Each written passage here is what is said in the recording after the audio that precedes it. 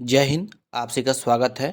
तो जितने भी हमारे केबीएस के एस्पिरेंट्स हैं, चाहे टीटी पीटी या पीआरटी के हों, आपको वीडियो शेयर जो कर देना है। और ये बात मैं आपको वीडियो के स्टार्टिंग में ही बोल दे रहा हूँ, जितने भी हमारे कैंडिडेट्स हैं उनके लिए यह वीडियो मोटिवेशन का काम करेगा।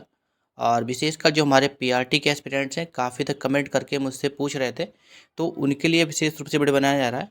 बाकी टीटी पीटी कैंडिडेट्स अगर चाहेंगे तो उनके लिए भी यह वीडियो बना दिया जाएगा। और जो हमारे पीआरटी के एस्पिरेंट्स हैं वो वीडियो को शेयर जरूर कर दीजिएगा और वीडियो को लाइक एंड सब्सक्राइब जो कर देंगे। इससे आपको 100% एक मोटिवेशन प्राप्त होगा। आप देख पा रहे होंगे, ये जो सैलरी स्लिप आप देख पा रहे होंगे सितंबर महीने का है, 2023 का है। किस प्रकार से केवीएस के अंतर्गत सैलरी का प्रोसीजर होता है और किस प्रकार से आपको सैलरी प्राप्त होती है, और जब आपकी ज्वाइनिंग होगी तो कैसे आपको सैलरी मिलेगी, पूरी जानकारी आपको प्राप्त होने वाली है। और पूरी एकदम एग्जैक्ट जो जानकारी होती है वो आपको देने वाले हैं।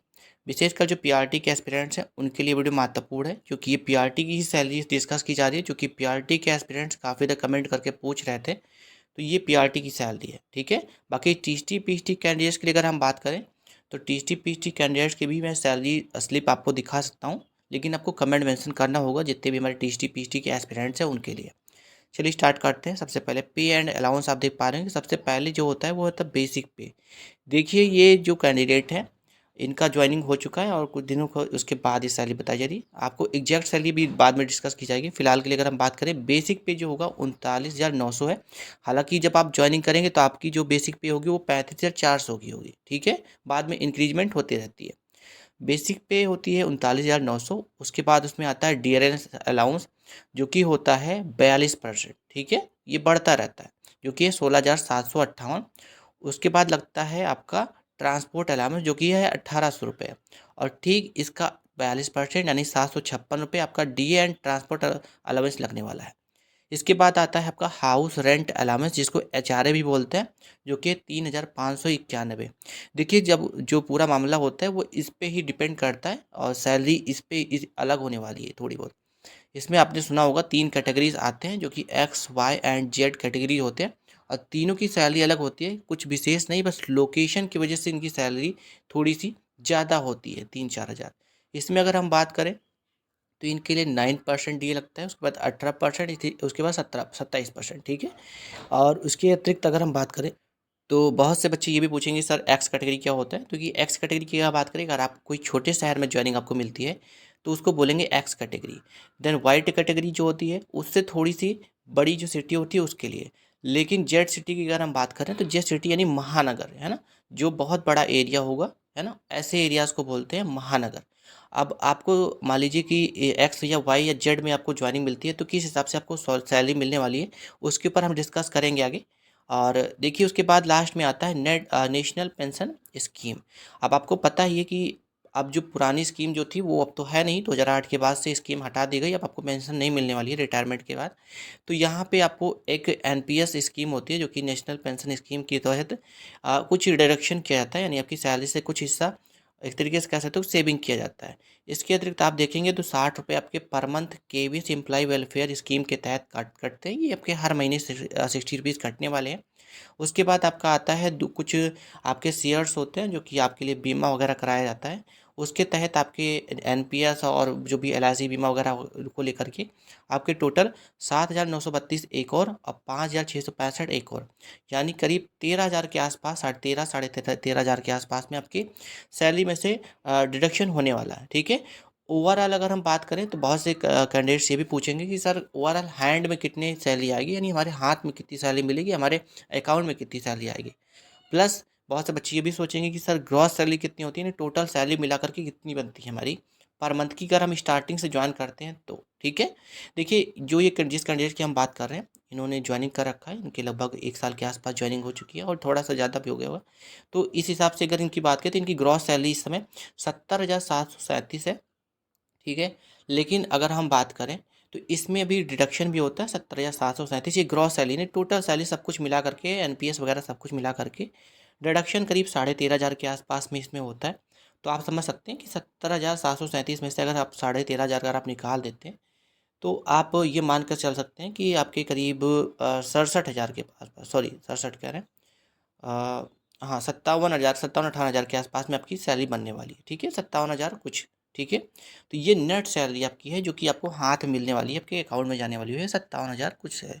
ठीक है, हालांकि यही सैलरी आपकी भी होने वाली, बहुत ज़्यादा डिफरेंस नहीं होगा क्योंकि इनकी बहुत ज़्यादा समय नहीं हुई ज्वाइनिंग के, है ना। न्यू ज्वाइनिंग की अगर हम बात करें तो यहाँ पे अगर हम न्यू ज्वाइनिंग के ऊपर आते हैं तो न्यू ज्वाइनिंग को लेकर के भी कुछ कन्फ्यूजन बच्चों के दिमाग में रहता है। ठीक है, डीए मैंने बता दिया, थोड़ा सा डीए पे थोड़ा चर्चा कर लेते हैं। ठीक है, डीए की अगर हम बात करें तो डीए आपके कुछ महीनों के हिसाब से बढ़ते रहते हैं, जो कि महंगाई भत्ता होता है ना, डियरेंस अलाउंस के हिसाब से।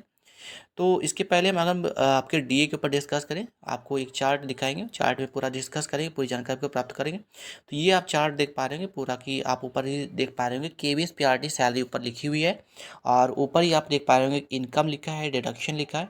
यहाँ साइड में आपने देखा डीए एचआरए लिखा हुआ है, हाउस रेंट अलाउंस जिसको बोलते हैं, और दूसरा है डीए जो कि डियरेंस अलाउंस होता है। ये आप जो देख पा रहे हैं 3 कैटेगरी XYZ के हिसाब से सैलरी है। बेसिक पे सबका सेम रहने वाला है 35,400 ही। ठीक है, स्टार्टिंग सैलरी है, यानी अगर आप ज्वाइन करते हैं तो आपको कैसे सैलरी मिलने वाली है।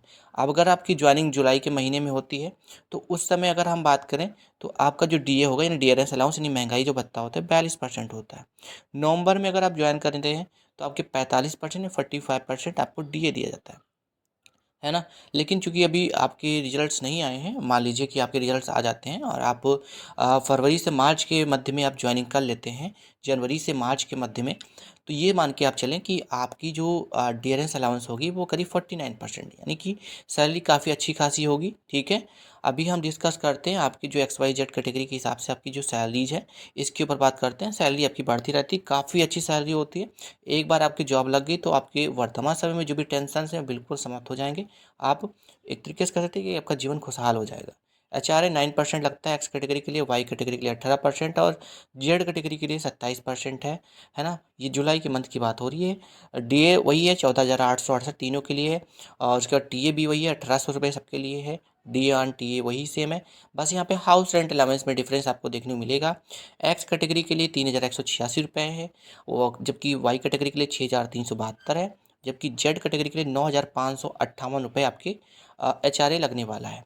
इसके बाद यहाँ पर NPS बात करें तो NPS 5,026 रुपये आपके नेट पेंशन स्कीम के तहत कटते हैं, जो कि आपको बाद में दिया जाता है। उसके बाद आपके NPS MGT वगैरह कुछ इनकी पॉलिसी वगैरह होती है, बीमा वगैरह कराया जाता है, तो उसको लेकर के करीब 7,000 के आसपास कटता है। फिर 60 रुपये आपके हर मंथ कटने वाले हैं। अब यहाँ पे सैलरी देख पा रहे होंगे, अगर आप एक्स कैटेगरी के अंतर्गत आते हैं तो इन हैंड सैलरी आपके पहले महीने की आएगी 50,923, फिर 54,109, है ना। उसके बाद 57,295, ये XYZ कैटेगरी के हिसाब से मैंने बताया। अब दूसरी कैटेगरी है जुलाई महीने में, है ना, जिनकी जुलाई में मान लीजिए आपने जुलाई में ज्वाइनिंग करी थी, अभी आप नवंबर में है ना, तो अभी आपकी जो डीए होगी वो होगी 45%। तो अभी आप यहाँ पे देखेंगे कि आपके डीए है नहीं, जो महंगाई भत्ता है उसमें डिफरेंस देखने को मिलेगा। पहले 14,868 था, अभी 15,930 रुपये आपके महंगे भत्ता लगने वाला है। बाकी थोड़ा बहुत आपको डिफरेंस देखने को मिलेगा नेट पेंशन स्कीम वगैरह में। बाकी सैलरी में, हाँ साइड में जो ब्लू कलर का दिख रहा है ना बेटा, ग्रीन कलर का, वो आपकी नेट सैलरी है। बाकी येलो कलर जो पॉइंट है उसमें आपके सारे के सारे ग्रॉस सैलरी है, नहीं जो टोटल ओवरऑल सैलरी आपकी बनती है वो यहाँ पर है। अब आपकी मान लीजिए मार्च से जनवरी के बीच में आपकी ज्वाइनिंग हो जाती है ना, जनवरी से मार्च के बीच में ज्वाइनिंग हो जाती है, तो पहले महीने की जो सैलरी होगी वो करीब 53,279 रुपये के आसपास में होने वाली है। जबकि अगर आप वाई कैटेगरी में आएंगे तो 59,651 आपकी इन हैंड सैलरी होगी, जबकि 72,370 आपकी ग्रॉस सैलरी बनने वाली है। ठीक, तो मैंने लगभग सैलरी सारी डिस्कस कर दी है, और एक तरीके से आशा करता हूँ कि आप सभी को थोड़ा बहुत मोटिवेशन प्राप्त हो रहा होगा इसको लेकर के। बाकी मैंने पूरी डिटेल आपको पीआरटी से रिलेटेड दे दी है। स्टार्टिंग में अगर आप ज्वाइन करते हैं तो आपको यही सैलरी आपको देखने को मिलने वाली है, gross salary and in hand salary की जो मैंने बात करी है, ये सारे के सारे आपके ओरिजिनल हैं, और आपको मैंने पूर्ण रूप से जानकारी प्राप्त दे दी है। तो वीडियो अगर आपको समझ में आई है, अच्छी लगी है, तो प्लीज़ वीडियो को लाइक सब्सक्राइब जरूर कर दीजिएगा, और बेल नोटिफिकेशन ऑन कर दीजिएगा। वीडियो को शेयर जरूर कर दें अपने दोस्तों के साथ, अपने रिश्तेदारों के साथ, जिससे कि उनको भी जानकारी प्राप्त हो सके। हालांकि सैलरी बहुत अच्छी होती है केवीएस में, एक बार अगर आप इस क्षेत्र में आ जाते हैं तो ये समझ लीजिए कि आपका जीवन सफल हो जाने वाला है ना। किसी प्रकार से आपको कोई समस्या नहीं मिलेगी, सब कुछ आपको एकदम परफेक्ट आपको देखने को मिलने वाला है। हालांकि इसमें थोड़ी बहुत डिले रहती है हर चीज़ में, लेकिन सब कुछ बेहतर है, बहुत सुकूनदार है ना। तो आप सबका बहुत शीघ्र हम लोग स्वागत करने वाले हैं, और परेशानी की आवश्यकता नहीं है। जो और वीडियो अगर आपको अच्छी लगी प्लीज़ वीडियो को लाइक सब्सक्राइब जो करेंगे, और जो हमारे टेस्टी पीस्टी कैंडिडेट हैं परेशान होने की आवश्यकता नहीं है। कमेंट मेंशन जरूर करेंगे, आपकी भी सैलरी स्लिप को डिस्कस कर दिया जाएगा। फिलहाल के लिए आज के वीडियो में इतना ही, मिलते हैं नेक्स्ट वीडियो में। थैंक यू सो मच, धन्यवाद। वीडियो को आपको कैसे लगी आप कमेंट में कर सकते हैं, और आपके और कोई भी अन्य प्रश्न है तो भी आपको कमेंट में ही पूछने हैं। आपके सारे प्रश्नों के उत्तर देने का प्रयास किया जाएगा। थैंक यू सो मच, धन्यवाद।